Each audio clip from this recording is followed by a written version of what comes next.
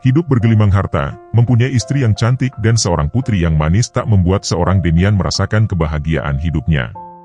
Rasa bersalahnya pada seorang wanita 8 tahun yang lalu selalu menghantui hidupnya. Wanita itu sudah berhasil mengubah hatinya yang hangat menjadi sedingin es, beku dan keras. "Ariana, di mana kamu? Aku merindukanmu sayang." Di sisi lain jauh dari ibu kota, Ariana sedang bekerja keras seorang diri untuk menghidupi anaknya. Anak yang tidak pernah mengetahui di mana sang ayah, karena 8 tahun yang lalu Ariana meninggalkan laki-laki yang sudah menyakitinya bersama janin yang tak pernah terucap. Akankah keduanya akan bertemu dan kembali bersama meski keadaan tidak seperti dulu lagi? Demian Anggoro. "Sayang, kumohon jangan pergi. Maafkan aku."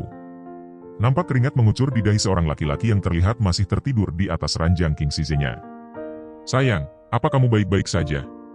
Seorang wanita cantik terlihat sangat khawatir sembari mengguncang pelan lengan sang suami agar segera terbangun dari mimpi buruknya.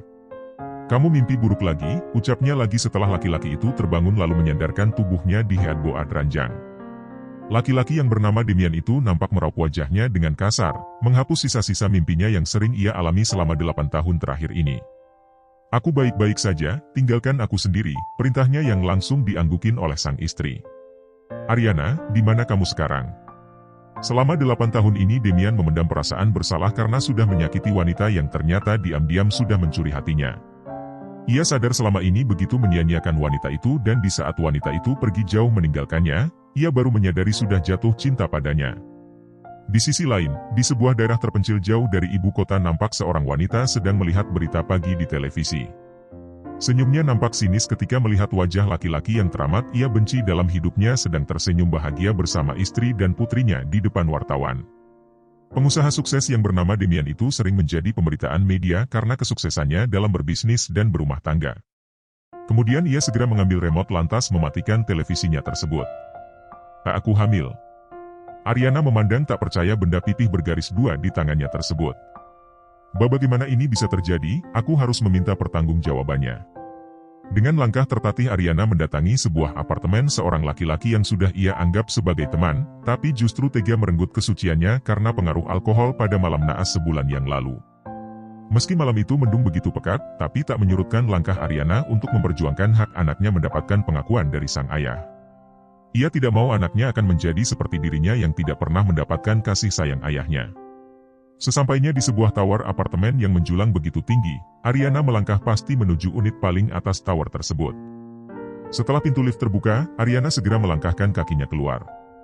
Namun dari kejauhan ia melihat ayah dari janinnya itu nampak sedang berciuman dengan seorang wanita di depan pintu apartemennya. "Demian." Ariana menegang, kemudian ia berbalik badan lantas kembali masuk ke dalam lift.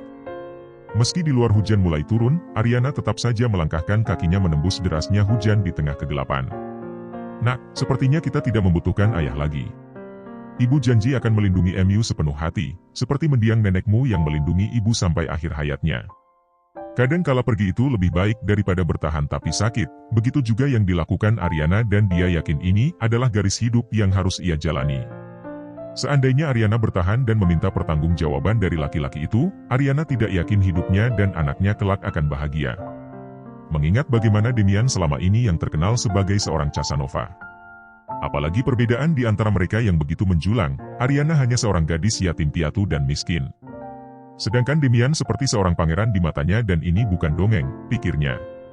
Ariana segera mengusap matanya yang tiba-tiba saja mengembun, bayangan 8 tahun yang lalu selalu menghantui dirinya. Ingin sekali ia melupakan Demian, namun wajah sang putra begitu mirip dengan laki-laki itu. "Sayang bangun, sudah pagi. Apa kamu tidak pergi ke sekolah?" Ariana mengguncang bahu sang putra agar anak lelakinya itu lekas bangun. Rico, begitulah Ariana menamai sang putra, bocah berumur 7 tahun itu nampak mengucek matanya yang masih mengantuk. "Kenapa kamu bangun kesiangan sayang? Biasanya anak ibu ini bangunnya sangat pagi bahkan terkadang membantu ibu di dapur," ucap Ariana dengan lembut setelah anaknya itu bangun dari tidurnya. "Maafkan Rico Bu, hari ini Rico tidak sekolah," sahut Rico dengan wajah memelas. Ariana yang sedang membuka tirai jendelanya, langsung menoleh pada sang putra. "Memang hari ini libur?" tanyanya padahal hari ini bukan tanggal merah. Rico menunduk sembari menaukkan jari-jarinya dan kalau sudah seperti itu Ariana yakin putranya sedang mempunyai masalah. Ariana melangkah mendekati malaikat kecilnya itu, kemudian duduk di sebelahnya. Diambilnya kedua tangan mungil bocah kecil itu lalu menggenggamnya dengan sayang. Katakan pada ibu, apa Riko berkelahi lagi di sekolah? Ucap Ariana lembut namun tegas. Tanpa berani menatap ibunya, Riko nampak menganggukkan kepalanya. Kenapa Riko melakukan itu lagi sayang?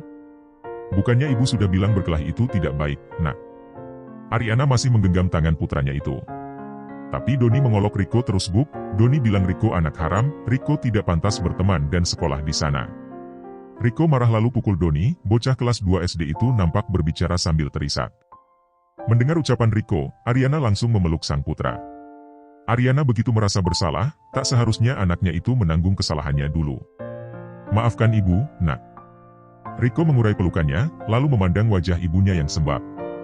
Apa Riko anak haram, Bu? Kata Doni anak haram itu tidak tahu siapa ayahnya, ucapnya meminta penjelasan. Ariana nampak menghela napasnya. Di dunia ini tidak ada anak haram sayang, semua anak terlahir suci dan Riko juga mempunyai ayah kok, bujuk Ariana. Tapi di mana ayah Riko, Bu? Kenapa tidak pulang-pulang? Ayah kamu ada kok sayang, tapi sedang bekerja di tempat yang jauh.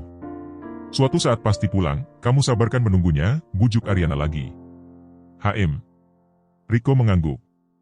Baiklah sekarang kamu mandi ya, habis itu sarapan.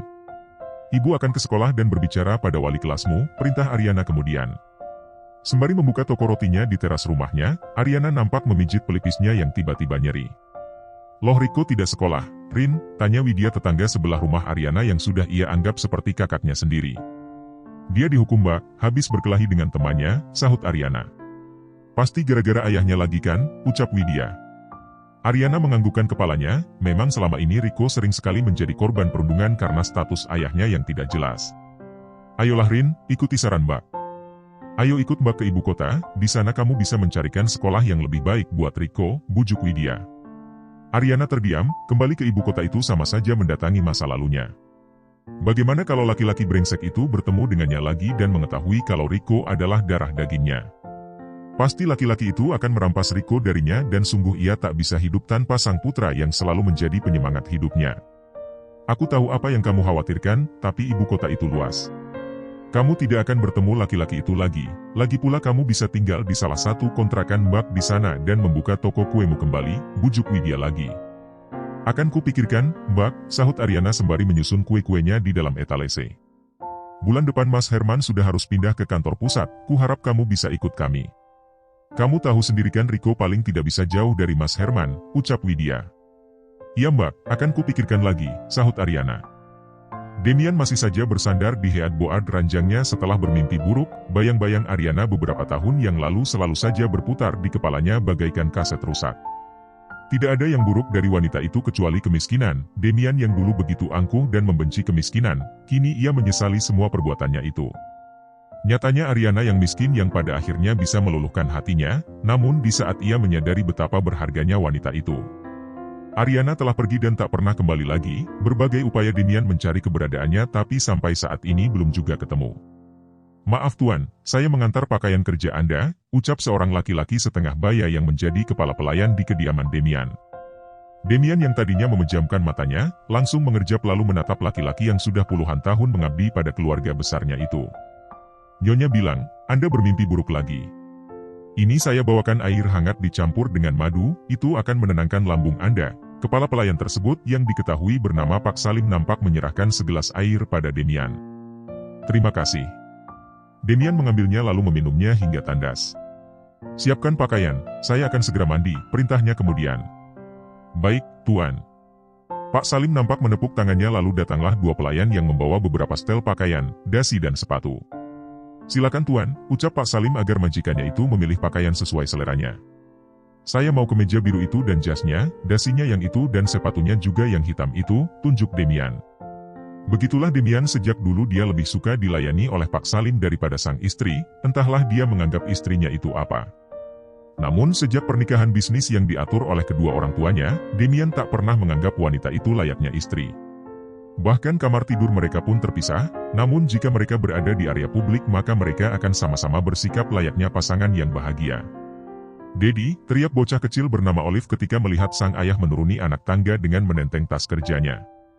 Pagi sayang, anak Dedi mau sekolah. Sapa Demian pada putri kecilnya itu. Apa Dedi akan mengantarku? Pinta Olive. Dedi sibuk sayang, kamu diantar Momi saja ya, sahut Demian seraya mendudukkan dirinya di meja makan.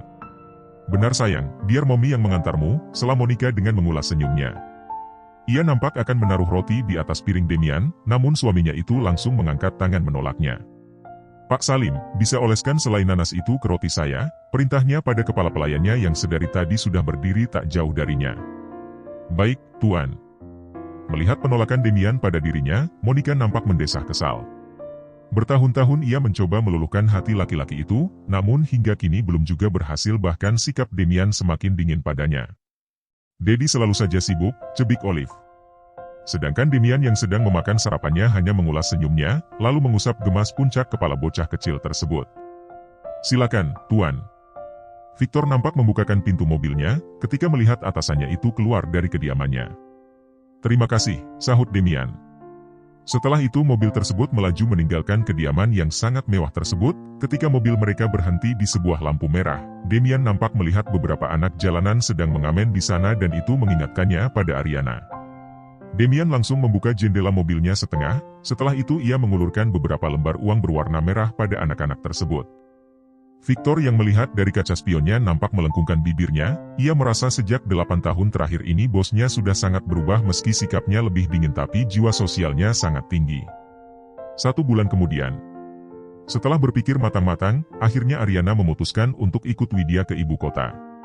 Ia yakin ibu kota sangat luas dan tidak akan bertemu lagi dengan laki-laki di masa lalunya tersebut. Jadi ini yang namanya kota, Bu? Rico nampak terperangah ketika melihat mobil yang berlalu lalang di jalanan. Beda ya sama di kampung, adanya cuma motor atau sepeda buat ngangkut padi di sawah, sambungnya lagi. Ariana nampak terkekeh mendengar tingkah polos putra kecilnya itu. Lihat Bu, gedungnya tinggi-tinggi banget ya, nanti kalau udah besar Rico ingin bekerja di sana. Rico nampak menunjuk beberapa gedung yang menjulang tinggi dari jendela bus kota yang mereka naiki. Ariana menghela napasnya. Seandainya saja kamu tahu siapa ayahmu, nak, gumamnya dalam hati. Beberapa saat kemudian Ariana sampai di rumah Widya, sahabatnya itu mempunyai beberapa rumah sewaan dan memberikannya 1 pintu pada Ariana. Sungguh Ariana sangat bersyukur mempunyai sahabat seperti Widya, wanita itu juga yang mengajak Ariana ke kampung halamannya 8 tahun yang lalu. Terima kasih Mbak, entah bagaimana aku bisa membalas kebaikan kalian, ucap Ariana ketika Widya menunjukkan rumah yang akan ia tempati nanti. Anggap saja ini untuk menebus kesalahanku dulu Rin, kalau saja waktu itu aku tidak meminta tolong padamu untuk menggantikanku kerja di bar, mungkin kamu tidak akan mengalami kejadian itu. Sampai sekarang Widya masih saja merasa bersalah, gara-gara dia Ariana sampai diperkosa oleh laki-laki brengsek itu dan mengandung Rico. Gak apa-apa Mbak, aku sudah ikhlas, sahut Ariana. Oh ya, nanti kamu ke rumahnya Pak RT ya laporan, sekalian tanyakan sekolahnya Rico di mana, ujar Widya. Iya, Mbak, sahut Ariana. Setelah itu, ia mulai membereskan barang-barangnya. Sudah ada kasur dan peralatan dapur di sana, jadi Ariana tidak perlu membeli banyak barang lagi. Sepertinya sahabatnya itu sudah menyiapkan sebelumnya untuknya, lagi-lagi Ariana bersyukur mempunyai sahabat seperti Widya. Wanita cantik itu berhenti bekerja di bar setelah menikah dengan suaminya yang notabene orang kantoran. Sebelumnya Widya juga sering pulang ke kampung halamannya hanya sekedar untuk menjenguk dirinya dan juga Rico. Nak, kamu tinggal bersama Bunda Widya dan Ayah Herman dulu ya. Ibu mau ke pasar untuk membeli bahan-bahan membuat kue besok. Ariana menghampiri Rico yang nampak sedang bermain mobil-mobilannya di depan TV. Ibu tidak lama kan? Tanya Rico, sepertinya bocah kecil itu masih merasa asing di tempat barunya. Gak sayang. Setelah itu Ariana segera mengunci pintunya, lalu mengantar Rico ke rumah Widya yang berada tak jauh dari sana. Di sisi lain, sore itu Demian baru keluar dari kantornya. Langsung pulang, Tuan, tanya Victor. HM. Demian nampak bersandar di kursinya, wajahnya terlihat begitu kelelahan. Seharian ini ia menghadiri meeting beberapa kali, kemudian meninjau beberapa lokasi proyeknya. Ketika mobilnya sedang berhenti di sebuah lampu merah, matanya tak sengaja melihat seorang wanita di seberang jalan yang sepertinya sedang menunggu angkutan kota dengan menenteng beberapa kantong belanjaan. Ariana. Sore itu setelah berbelanja, Ariana segera meninggalkan pasar dan berjalan menuju halte untuk menunggu angkutan umum menuju rumahnya. Nampak 2 kantung belanjaan di tangannya, semuanya adalah bahan-bahan untuk membuat beraneka ragam macam jajanan pasar. Hanya itu keahlian yang Ariana punya, selama ini ia menghidupi sang putra dengan berjualan kue di kampungnya. Sebenarnya bisa saja ia mencari pekerjaan di luar rumah, tapi ia kasihan harus meninggalkan putranya seorang diri. Dan ia bersyukur Tuhan masih memberinya rezeki, meski hanya cukup untuk makan dirinya dan sang putra. Di sisi lain, Demian yang sedang duduk di kursi mobilnya nampak memperhatikan lalu lalang orang berjalan kaki di pinggir jalan, di mana didominasi oleh para karyawan yang sedang pulang dari kantornya sore itu. Ketika pandangannya tak sengaja ke arah seberang jalan, ia melihat seorang wanita sedang berdiri di pinggir jalan dengan beberapa kantong belanjaan di tangannya. Dek! Ariana. Dilihat dari manapun, Demian yakin wanita itu adalah Ariana. Ariana mempunyai rambut panjang yang hitam legam dan jika tersenyum maka akan terlihat kedua lesung pipinya. Tidak mau kehilangan lagi, Demian langsung membuka pintu mobilnya tak peduli lampu traffic light sudah berubah warna hijau. Tuan Anda mau kemana? Victor langsung panik, namun ia harus segera melajukan mobilnya karena kendaraan di belakangnya sudah saling membunyikan klaksonnya. Demian nampak berjalan menyeberang dengan melewati beberapa mobil, ia tak peduli beberapa kendaraan tersebut membunyikan klaksonnya bahkan ada yang meneriakinya. Sungguh ia tak mau kehilangan Ariananya lagi, belahan jiwanya yang sudah membawa separuh jiwanya pergi. Sesampainya di seberang jalan, Demian sudah tak menemukan Ariana lagi. Ia kehilangan jejaknya, sungguh ia ingin membakar mobil-mobil yang menghalanginya tadi. Aku yakin, wanita itu pasti Ariana. Gumam Demian seraya mengusap wajahnya dengan kasar. Tuan, apa Anda perlu sesuatu? Kenapa Anda tiba-tiba keluar dari mobil? Itu sangat berbahaya, Tuan. Victor terlihat sangat khawatir apalagi ketika melihat wajah atasannya yang terlihat frustrasi. Saya tadi melihat Ariana, Vic. Di sini, dia berdiri di sini, ujar Demian dengan raut penyesalan. Victor nampak menatap iba Demian, setiap melihat wanita yang mirip dengan Ariana, atasannya itu selalu mengejarnya sampai ketemu. Mungkin hanya mirip saja Tuan seperti biasanya. Victor mencoba menenangkan tuannya itu. Tidak Vic, saya yakin itu Ariana. Ariana ada di kota ini Vic, tegas Demian yakin. Nanti saya pasti akan mencari tahu, Tuan. Sebaiknya sekarang Anda pulang karena sebentar lagi akan gelap, bujuk Victor. Kamu harus segera mencarinya untukku, Vic, kita Demian seraya melangkahkan kakinya menuju mobilnya. Baik, Tuan, sahut Victor seraya berjalan mengikuti Demian di belakangnya. Keesokan harinya. Rin, apa kamu sudah ke tempat Pak RT? Widya segera menghampiri Ariana yang nampak sedang menyusun kue-kuenya di dalam etalase yang terletak di teras rumahnya. Tinggal di perumahan padat penduduk membuat keuntungan tersendiri bagi Ariana, sedari pagi ada saja yang membeli kue-kuenya meski itu adalah hari pertamanya berjualan.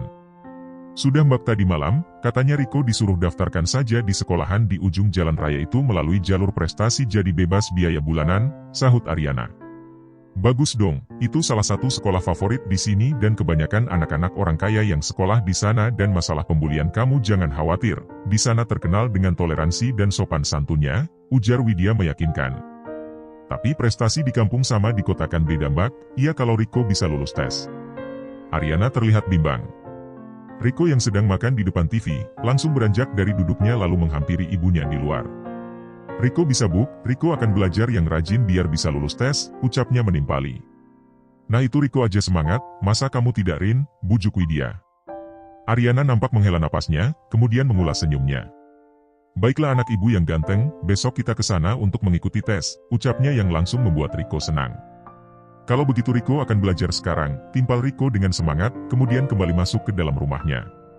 Apa dia mirip seperti ayahnya? Widya nampak terkekeh, namun itu justru membuat Ariana melotot padanya. UPS sorry, kelepasan. Widya langsung menutup mulutnya sembari menahan tawanya. Sungguh Ariana akan mendadak berubah seperti singa jika ia membahas ayah dari Riko, padahal Widya sangat penasaran siapa ayah Riko yang sebenarnya. Namun Ariana selalu menutup mulutnya dan menganggap laki-laki itu sudah mati dalam hidupnya. Sore harinya. Riko, ikut Bunda yuk sayang, teriak Widya dari depan rumahnya Ariana. Riko yang sedang membaca bukunya langsung berlari keluar. Mau kemana Bunda? Tanyanya. Jemput ayah Herman di kantornya, kamu tahu kantor ayah yang baru sangat tinggi loh, bujuk Widya. Widya sangat menyayangi Riko begitu juga dengan suaminya, karena sudah beberapa tahun menikah mereka belum juga dikaruniai anak. Boleh, Bu? Riko bertanya pada ibunya yang nampak baru selesai mandi. Boleh, tapi janji sama ibu jangan jauh-jauh dari Bunda Widya. Siap, Bu. Riko memeluk ibunya sejenak, kemudian ia berlalu pergi bersama Widya. Beberapa saat kemudian Widya nampak memarkirkan motornya di area parkir di kantor suaminya.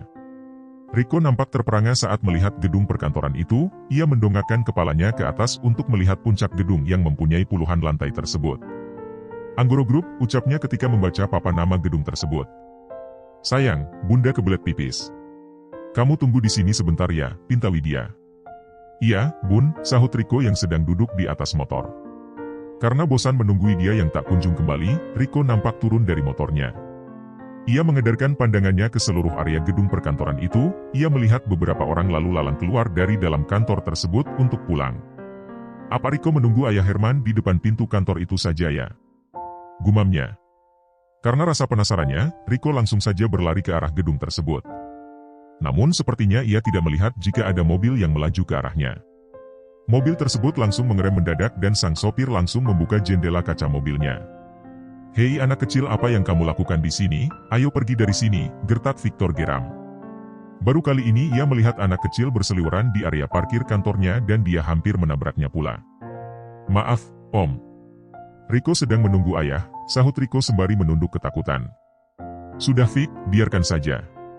Mungkin dia salah satu anak dari karyawan kita," ujar Demian yang duduk di kursi penumpang. "Baik Tuan," sahut Victor. Demian nampak membuka kaca mobilnya, kemudian memperhatikan anak kecil tersebut yang ia perkirakan seumuran dengan Olive putrinya. "Sudah tidak apa-apa, lain kali jangan bermain di sini karena banyak kendaraan yang berlalu lalang," ujar Demian. Mendengar suara Demian, Rico langsung mengangkat kepalanya lalu menatapnya dan setelah itu ia tersenyum lebar hingga menampakkan kedua lesung pipinya.